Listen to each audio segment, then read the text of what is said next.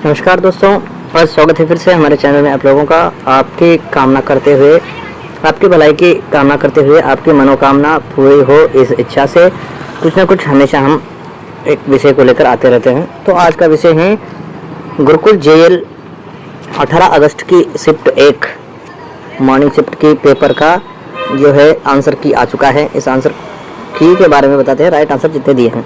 तो शुरुआत कर देते हैं। जय हिंद दोस्तों, शुरुआत करेंगे यहाँ से। छायावादी काव्यधारा के समांतर कौन सी काव्यधारा चलती रही है? तो यह जो है राष्ट्रीय संस्कृति काव्यधारा भी चलती रही है। नेक्स्ट, साहित्य प्रत्येक देश की जनता के चित्तवृत्ति का संक्षिप्त प्रतिबिंब है। तो यह पंक्ति किस आलोचक की है? तो यह रामचंद्र शुक्ल की है। साहित्य को जो है इन्होंने क्या कहा कि जनता की चित्तवृत्ति का संक्षिप्त प्रतिबिंब कहा है रामचंद्र शुक्ल ने। किसको कहा? तो साहित्य को कहा। तो साहित्य जो है प्रत्येक देश की जनता की चित्तवृत्ति का जो है प्रतिबिंब है, संक्षिप्त प्रतिबिंब है, रामचंद्र शुक्ल ने कहा। और किस संत के पद निर्गुण बानी के नाम से प्रसिद्ध है? तो कबीर के हैं। निर्गुण बानी या कबीर बानी, कबीर के पदों को ही कहा जाता है, कबीर के दोहों को कहा जाता है। तुलसीदास जी ने रामचरितमानस की रचना किस पद्धति पर की है? तो ये दोहा चौपाई पद्धति पर की है। और रामचरितमानस जो है ये अवधी भाषा में है। इसके उपरांत ललित ललाम के रचयिता कौन है? तो ललित ललाम ये मतिराम भाई है। और भले बुरे सब एक सम, जो लो बोलत नाही वृंद की रचना है दोस्तों। और इसके बाद हिंदी का प्रथम उपन्यास कौन सा माना जाता है? तो परीक्षा गुरु माना जाता है। और रोवहु सब मिले आवहु भारत भाई, ये भारत दुर्दशा की बात है, तो भारतेंदु की हो गई। और सरस्वती पत्रिका का सरस्वती पत्रिका का प्रकाशन जो है गुरु अपने किस वर्ष में हुआ है? सरस्वती पत्रिका का प्रकाशन 1900 में हुआ है। तो प्रसिद्ध चंद्रकांता उपन्यास जो है ये इसके रचनाकार देवकीनंदन खत्री को माना जाता है। और मैथिली शरण गुप्त जी को उनकी किस रचना के आधार पर जो है राष्ट्रकवि की उपाधि दी गई है? तो भारत भारती पर राष्ट्रकवि माना जाता है। इसके उपरांत साहित्यकार देशभक्ति और राजनीति के पीछे चलने वाली सच्चाई ही नहीं बल्कि राजनीति के आगे मशाल दिखाती हुई चलने वाली सच्चाई किसकी पंक्तियां हैं? तो ये प्रेमचंद की है दोस्तों। और माँ की कुल शिक्षा मैंने दी, पुष्प सेज तेरी, यह जो पंक्ति है ये सरोजस्मृति की है। और रेणुका काव्य संग्रह के रचनाकार कौन है? रेणुका काव्य संग्रह के रचनाकार जो है रामधारी सिंह दिनकर है। दिनकर की रचना जो है रेणुका, रश्मिरथी, ये सब, कुरुक्षेत्र, ये रचना उनकी है दोस्तों। और कामायनी के कुल कितने सर्ग है? तो ये 15 सर्ग इसमें है। कामायनी में 15 सर्ग देखे जाते हैं। और चारुचंद्र की चंचल किरणें खेल रही थी, यह जो पंक्ति है ये पंचवटी रचना से ली गई है। छायावाद को स्थूल के प्रति सूक्ष्म का विद्रोह किस आलोचक ने माना है दोस्तों? तो डॉक्टर नगेंद्र माना है। डॉक्टर नगेंद्र ने माना है। नगेंद्र जी की यह उक्ति हर साहित्य के बुक में मिलती है। महादेवी वर्मा को ज्ञानपीठ पुरस्कार किस काव्य संग्रह पर मिला है? तो यामा पर मिला है दोस्तों, यामा पर मिला है। जयशंकर प्रसाद का प्रथम नाटक कौन सा है? तो राजश्री है। प्रथम नाटक राजश्री है। प्रसिद्ध कहानी गुंडा किसकी है? तो ये प्रसिद्ध गुंडा कहानी जो है जयशंकर प्रसाद की है। और हरिवंश राय बच्चन की मधुशाला किस वर्ष में प्रकाशित हुई है? तो 1935 में हुई है। चिंतामणि किसके निबंधों का संग्रह है? तो ये रामचंद्र शुक्ल का है, ये निबंध है और निबंधों का संग्रह है। ये निबंधों वाला एक बड़ा नॉवेल है, तो यह रामचंद्र शुक्ल का है। और पृथ्वी प्रदक्षिणा यात्रा वृत्तांत के लेखक कौन है? पृथ्वी प्रदक्षिणा यात्रा वृत्तांत ये किसका है? तो शिवप्रसाद गुप्त का है। फिर फणीश्वरनाथ रेणु की रचना दोस्तों, अब महिला आंचल जो है ये उपन्यास है। हम दीवानों की क्या हस्ती है भगवती चरण वर्मा की है। बहुत सारे लोग हरिवंश राय बच्चन को लगाकर आए हैं। दरअसल यहाँ बड़ी दिक्कत होती है, जो लैंग्वेज 1 पढ़ाते हैं इनको ये मालूम होती है हम दीवानों की क्या हस्ती है। 8th क्लास में जो है 4th या 5th कुछ लेसन है, अभी तो याद नहीं आ रहा है पर है। इसके बाद मुक्तिबोध उपन्यास पर साहित्य पुरस्कार किसे मिला है? जैनेन्द्र को मिला है। मुक्तिबोध उपन्यास पर साहित्य पुरस्कार किसे मिला है? तो ये जैनेन्द्र को मिला है। मुक्तिबोध नाम का उपन्यास इन्होंने लिखा है। मुक्तिबोध जबकि एक लेखक भी है। और प्रमाण रासों के रचयिता तो जानते हैं आप, जगनीक हैं। और इस परमाल रासों को जो है उत्तर भारत में अलाखंड कहा जाता है या अला रामायण भी कहा जाता है। यह राजपूत वीरों की कथा है और यह लोकगीत सा आजकल गाया भी जाता है। 1 इंच मुस्कान उपन्यास राजेंद्र यादव ने किसके सहयोग से लिखा है, यानी किसकी सहायता से लिखा है? तो मन्नू भंडारी की सहायता से लिखा है। और कविता के नए प्रतिमान आलोचना कृति के रचयिता कौन है? कविता के नए प्रतिमान जो रचना है ये किसकी है? तो नामवर सिंह की है, डॉक्टर नामवर सिंह की रचना है। और शोभित कर नवनीत घुटुर में चलत, ये तो सूरदास की रचना है, श्री कृष्ण के बचपन के बाल लीलाओं के बारे में है। अंधा युग किस वर्ष में प्रकाशित हुआ है? अंधा युग जो रचना है ये कब प्रकाशित हुई है? तो 1955 में अंधा युग, धर्मवीर भारती शायद। और स्मृति की रेखाएं संस्मरण जो है इसके रचयिता कौन है? महादेवी वर्मा। क्या है ये? स्मृति की रेखाएं, ये संस्मरण है दोस्तों, आगे भी जेल में आ सकता है। महादेवी वर्मा की रचना है। राजभाषा आयोग का गठन 1955 में हुआ है। और इसके उपरांत जो है यौवन के द्वार पर किसकी आत्मकथा है? यौवन के द्वार पर नगेंद्र की है। फिर आवारा मसीहा विष्णु प्रभाकर की रचना है। यही विष्णु प्रभाकर की रचना 10th क्लास के स्वराज्य की नींव जो है एकांकी नाटक है, ये भी उनकी है। और इसके उपरांत पेपरवेट जो है, पेपरवेट में किसकी कहानी संकलित है? पेपरवेट रचना में गिरिराज किशोर की कहानी संकलित है। नेक्स्ट, रांगे राघव की कृति आज्ञेय खंडहर की विधा क्या है? रांगे राघव की एक रचना है जिसका नाम है आज्ञेय खंडहर। इसकी विधा क्या है? तो काव्य है, ये कविता है। फिर मेघदूत का खड़ी बोली में अनुवाद किसने किया है? राजा लक्ष्मण सिंह ने किया है। प्रजा हितैषी पत्र कहाँ से निकलता है? प्रजा हितैषी पत्र आगरा से निकलता है।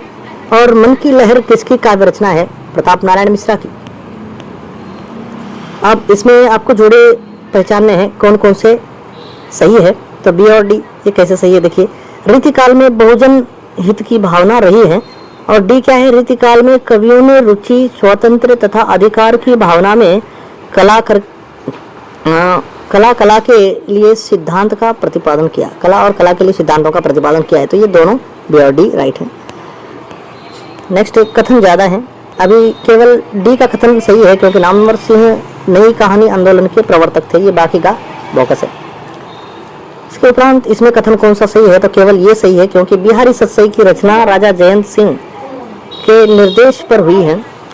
जयंत सिंह या जय सिंह, राजा जय सिंह, यहाँ जयंत नाम आया है तो इस जयंत को आप नहीं लोगे, यहाँ राजा जय सिंह, क्योंकि जय सिंह जो है राजा जय सिंह के ही स्थानीय कवि थे बिहारी। और राजा जय सिंह के हुक्म से ही उन्होंने क्या बनाया था? सतसई की रचना बनाई है। ये जयंत सिंह नहीं है, यहाँ इतना स्पेलिंग मिस्टेक है, बस इसके लिए तो ऐड करना चाहिए, पर पता नहीं सरकार क्या करेगी।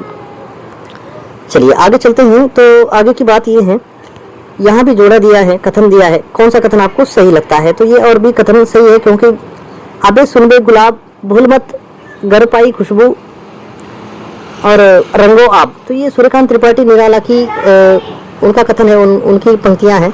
फिर बी वाला देखिए, यह दीप अकेला कविता के कवि आज्ञे है। यह दीप अकेला कविता जो है ये आज्ञे की कविता है। इसके उपरांत यहाँ कौन सा कथन आपको सही लगता है? तो ये और डी बताया है।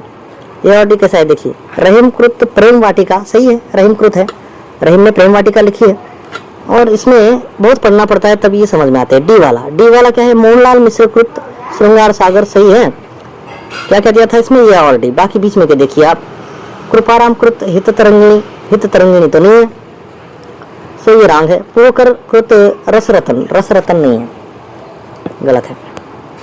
सो नेक्स्ट अगला कथन जो है इसमें डी सी ए दिया है। तो डी सी ए में कैसी बात है पढ़कर दिखाते हैं। अब डी वाला देखिए, तो 3 वर्ष उपन्यास के लेखक सुदर्शन को माना जाता है। और इसके बाद आप देखिए डी सी ये कहा था, तो अब मैं सी बताऊंगा आपको। अप्सरा उपन्यास प्रेमचंद ने लिखा है, सही बात है। ये देखिए तितली उपन्यास के रचयिता जो है यहाँ सुमित्रानंदन पंत है, तितली उपन्यास है, राइट, सुमित्रानंदन पंत का तितली है। ये दोनों तीनों सही है। इसके आगे चलते हैं। यहाँ आगे जयशंकर प्रसाद की कहानियों की विशेषता इनमें से कौन सी नहीं है कहा, तो इसमें ऑप्शन क्या दिया आपको, ये एक ही दिया है। यहाँ इनमें घटनाओं का अतिरेक है, घटनाओं का अतिरेक जो है ये आंसर है। फिर देश विभाजन के प्रसंग पर आधारित उपन्यास कौन से है? देश विभाजन पर यहाँ आपको दिखते हैं तमस है, एक तो तमस है और झूठा सच, इसके बाद कितने पाकिस्तान, ये देश विभाजन के आधार पर है। थोड़ा सा लफड़ा हो रहा है।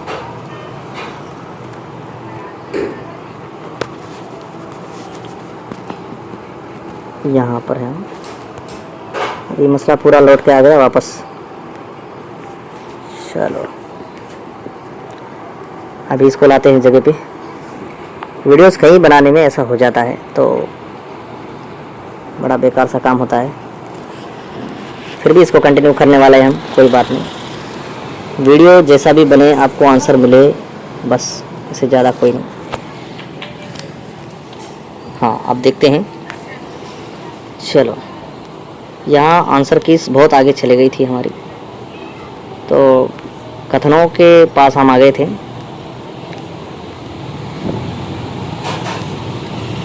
और इस तरह के जो भी पेपर बनते हैं, इन पेपरों में बड़ी दिक्कत हो जाती है दोस्तों। वीडियो मेरा सारा ही मोबाइल पे बनता है तो थोड़ी दिक्कत आ जाती है इसमें, और आगे कोई दिक्कत नहीं होती है।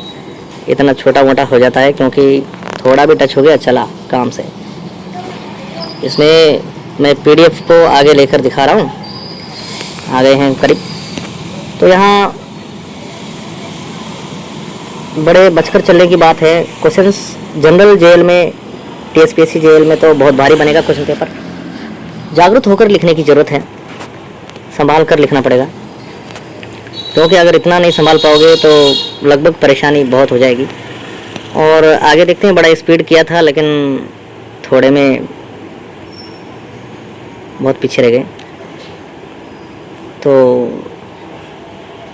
यहाँ हम आ गए थे।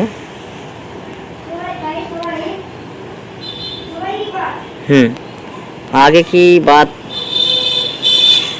अभी पेपर का खात्मा ही था कि बस सिस्टम बिगड़ गया। और आगे देखा जाए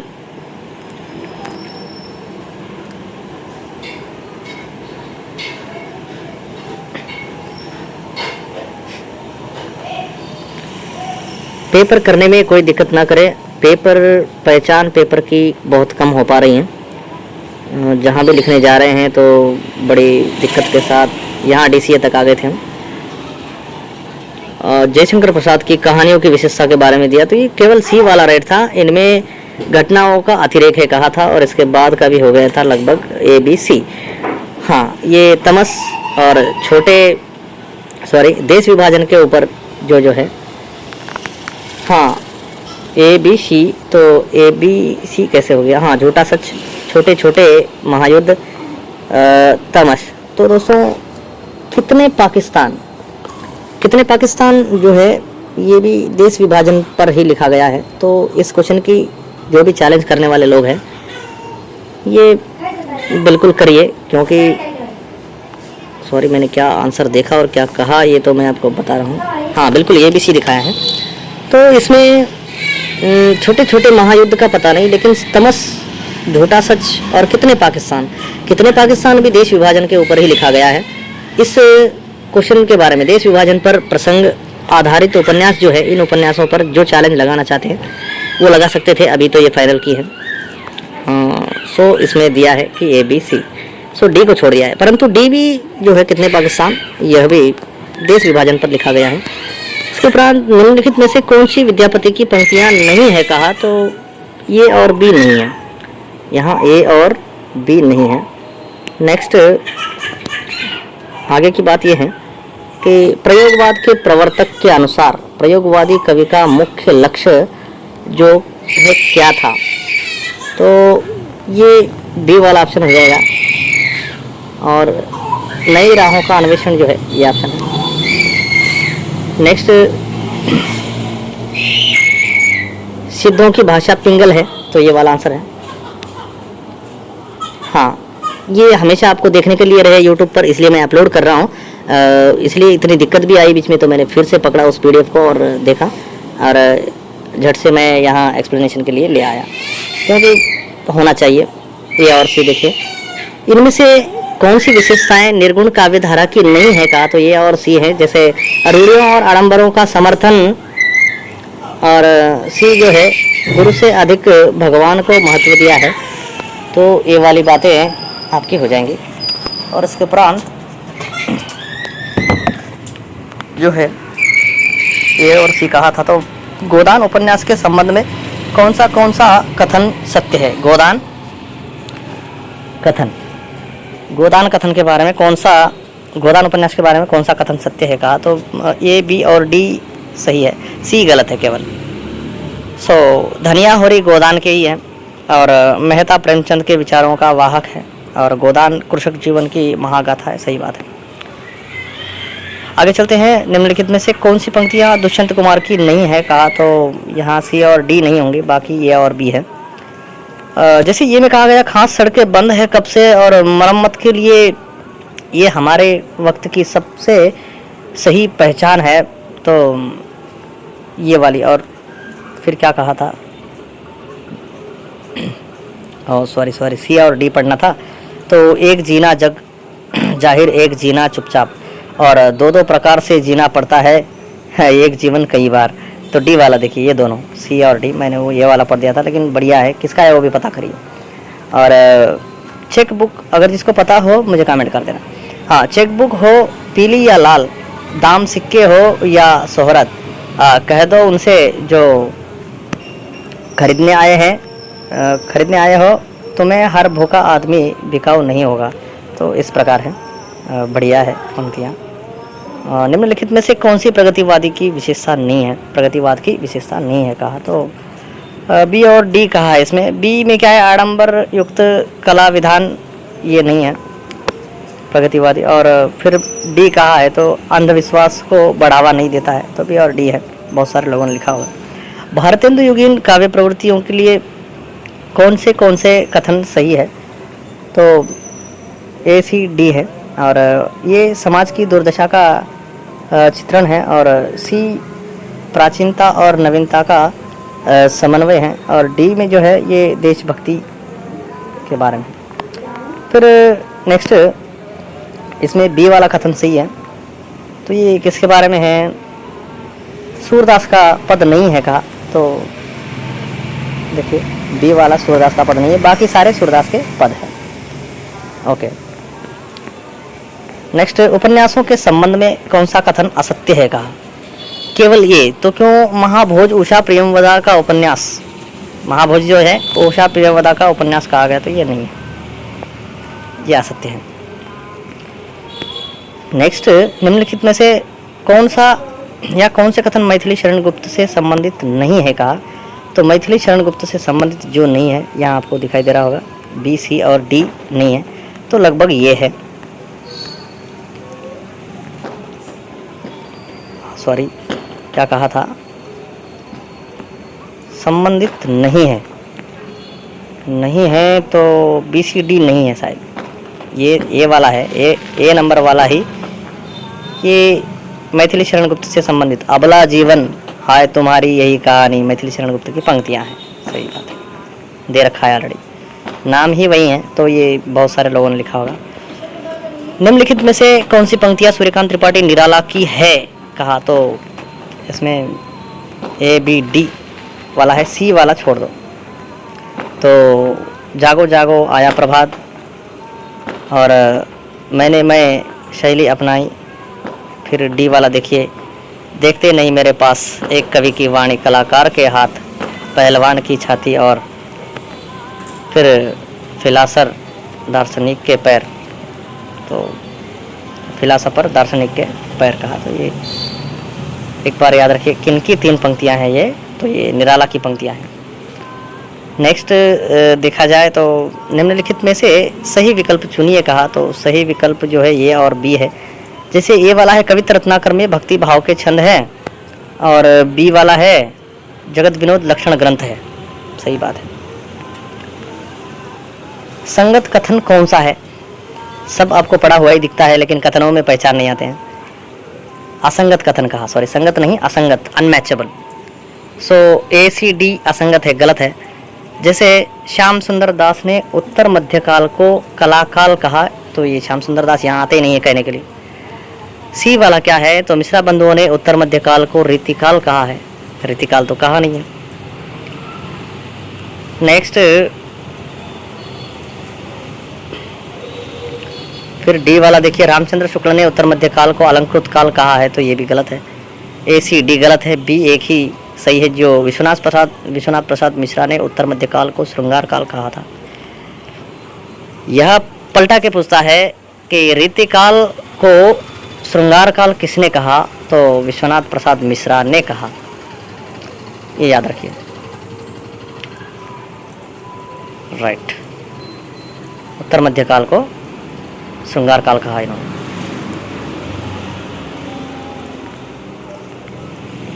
हाँ, फिर सरस्वती पत्रिका के प्रकाशन के संबंध में निम्नलिखित में से कौन सा कथन सही है, तो सरस्वती पत्रिका के बारे में ए बी सी सही है। जैसे सरस्वती पत्रिका का प्रथम प्रकाशन 1900 में हुआ था।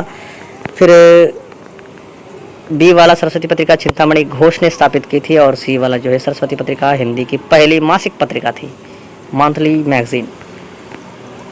नेक्स्ट, आदिकाल में जो है किस प्रकार का साहित्य लिखा जा रहा था, तो बी और डी सही है। जैसे आदिकाल के साहित्य का किस प्रकार का लेखन था, तो जनजीवन, हाँ, जनजीवन से हटकर राजाओं की वीरता और अतिरंजित वर्णन। फिर डी वाला जो है प्रकृति चित्रण की दोनों पद्धतियों, आलंबन व उद्दीपन की जो है इनको जो अपनाया गया है। फिर इसके उपरांत भक्तिकाल के बारे में कौन सा और कौन से कथन गलत है कहा, तो सी और डी गलत है, बाकी सही है। सी क्यों गलत है, तो भक्तिकाल की संज्ञा मिश्रा बंधुओं ने दी है, ऐसा कहा, तो भक्तिकाल की संज्ञा मिश्रा बंधुओं ने नहीं दी है। डी वाला है भक्तिकाल को अरबों की देन विल्सन ने माना है, तो ये गलत है, बाकी दो सही है। ए बी सही है, सी डी गलत है। अब यहाँ प्रेमाख्यान काव्य परंपरा के लिए कौन सा या कौन से कथन सही है कहा, तो सी और डी सही है। रामचंद्र शुक्ल ने मृगावती प्रेमाख्यान काव्य को सूफी काव्य परंपरा का सर्वप्रथम ग्रंथ माना है, और डी वाला देखा जाए तो प्रेमाख्यान काव्य धारा में हिंदू प्रेमी प्रेमिकाओं की प्रेम कथा का काव्यात्मक चित्रण प्रस्तुत किया है, तो दोनों सही है। हाँ, इसके उपरांत यहाँ निम्नलिखित में से कौन सा कथन असत्य है कहा, तो असत्य वाला कथन ओनली सी है। सी देखा जाए तो बात बात में बात महादेवी वर्मा की रचना है, निबंध है।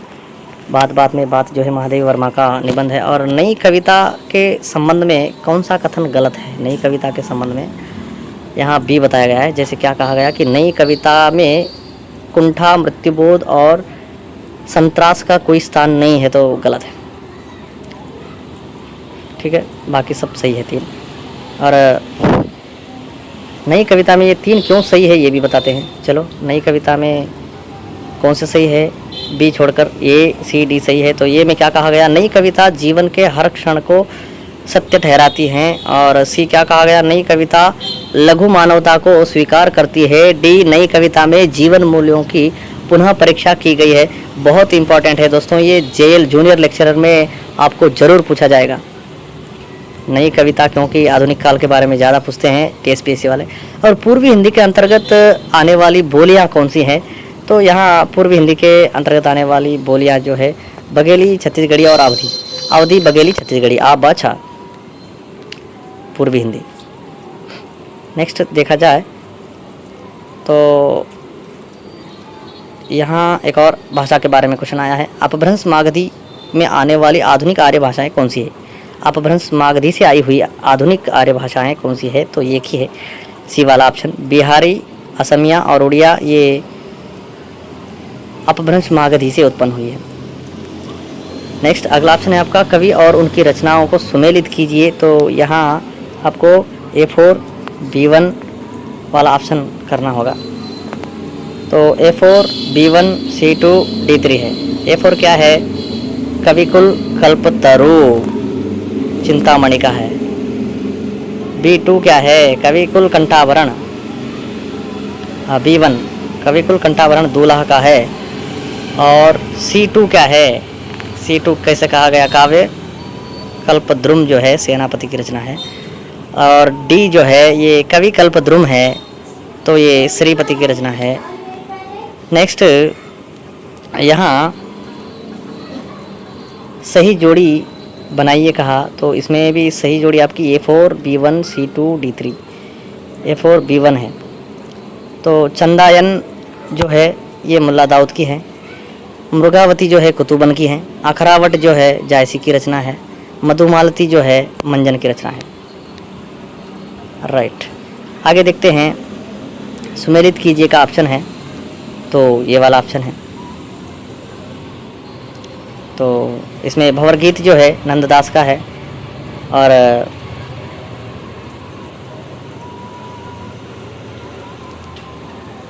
फिर B4 दिया गया है, भ्रमर दूत सत्यनारायण कविरत्न का है।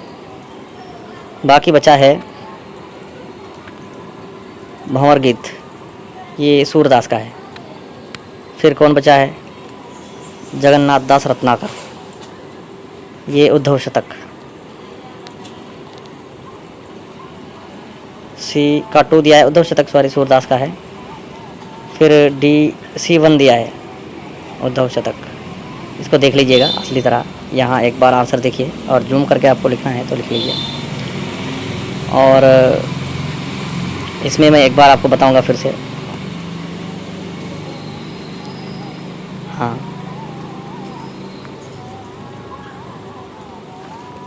राइट, A4 कहा गया, तो भंवर गीत सत्यनारायण का है।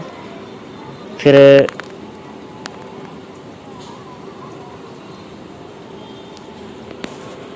राइट, इस तरह A3 B4 है, सॉरी A3 गलत हुआ है। A3 भंवर गीत नंददास का है, इस तरह है। और B4 है। B4 जो है भ्रमर दूत, ये सत्यनारायण कविरत्न का है। फिर C वाला उद्धव शतक जगन्नाथ दास रत्नाकर का है। D जो है सूरदास का है, भ्रमर गीत अभी राइट में आया है। क्योंकि ये रचनाएं मुझे भी याद नहीं है, थोड़ा बहुत भ्रमर गीत तो सूरदास का ये याद रहता है, क्योंकि ऐसी रचनाएं दी है यहाँ जो जोड़ भी नहीं पाते हैं, बहुत बार हम पढ़कर भी भूल जाते हैं, तो इनको याद रखिए। जैसे यहाँ जोड़ा फिर से दिया है, तो देखिए एक बार इस जोड़े को क्या क्या दिया है।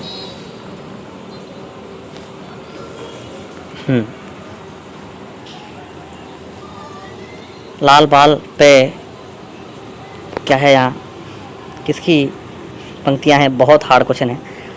A2 B1 C4 D3 A2 B1 देखिए पहले, यहाँ रसनिधि की है पहली।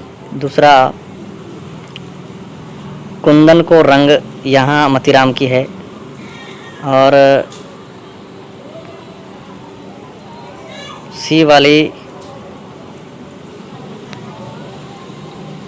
जो है केशवदास की रचना है।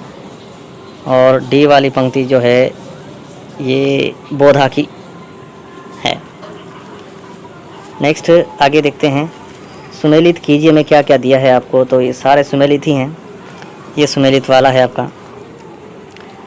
जयद्रथ वध जो है ये मैथिली शरण गुप्त का है। प्रिय प्रवास जो है ये हरिऔध का है। तो इसके बाद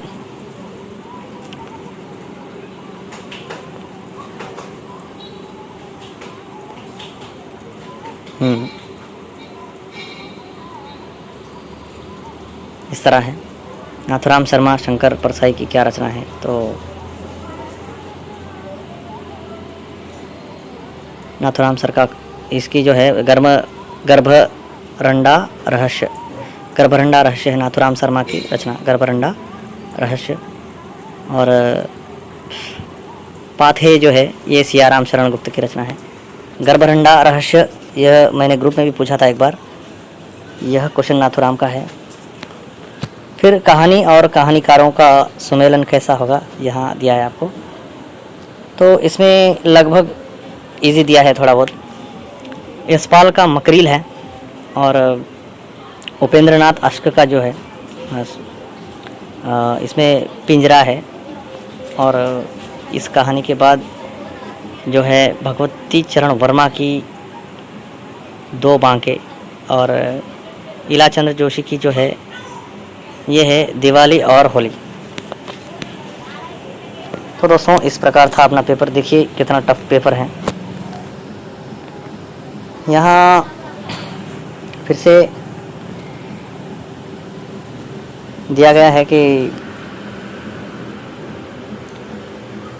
कैसे हैं।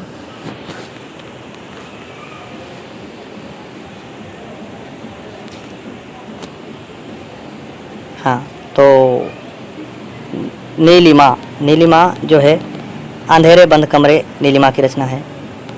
और रेखा जो है नदी के द्वीप, रेखा की रचना है नदी के द्वीप। और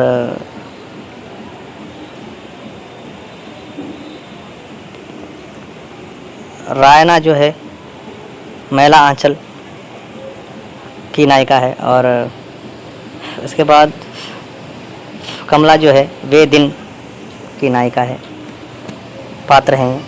अब यहाँ तो पेपर की कोई बात ही नहीं है, इसको लिंक करके बता भी नहीं सकते, आपको आंसर बता सकते हैं। यहाँ बहुत ही बड़ा है, इतना बड़ा पढ़ेंगे कब और बताएंगे कब। तो आप अगर चाहें तो टाइम दे सकता हूँ मैं, पर यहाँ मैं आपको उत्तर बता देना चाहता हूँ। ये वाला उत्तर है A4 B1 C2 D3, A4 B1 C2 D3, A4 B1 C2 D3 वाला है। लक्ष्मी थी या दुर्गा थी, तो ये सुभद्रा कुमारी चौहान की है। और B1 मतलब अरे मूर्ख क्यों ममता थी, ये सियाराम शरण गुप्त की रचना है।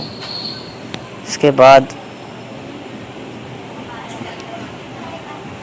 यहाँ सी वाली ओ भिकमंगे अरे पराजित, ये बाल मुकुंद की हैं।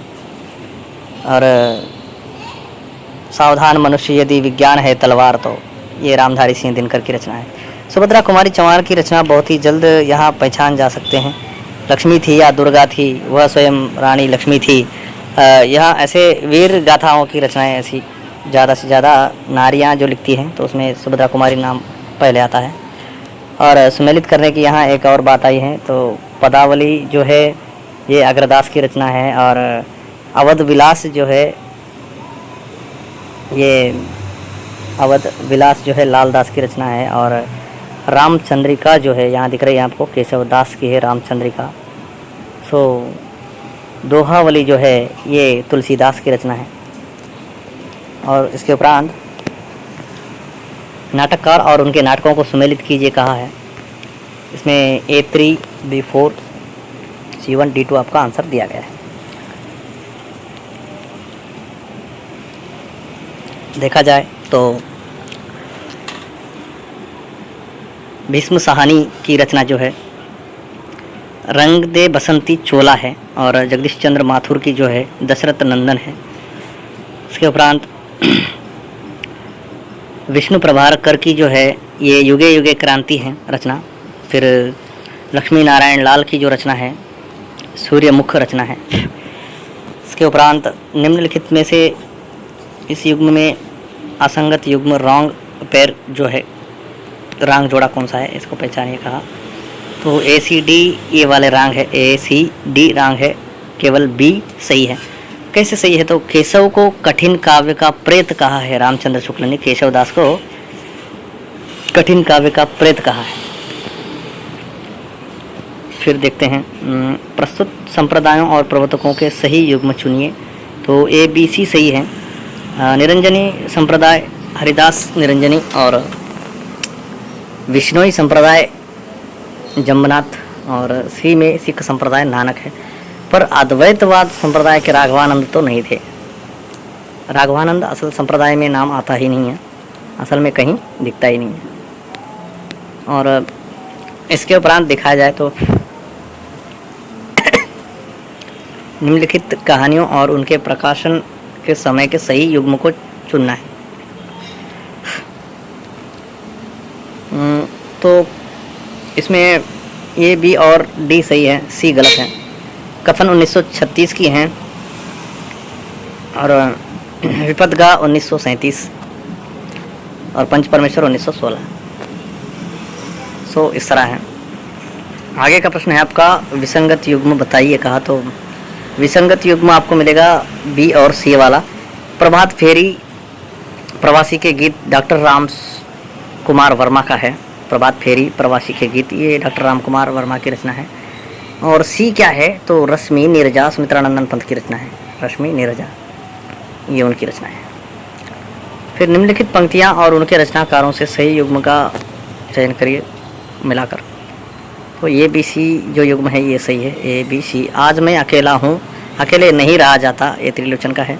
और घुन खाए सहतीरों पर नागार्जुन की रचना है। सी जो है मांझी न बजाओ वंशी केदारनाथ अग्रवाल की रचना है। इसके उपरांत देखा जाए तो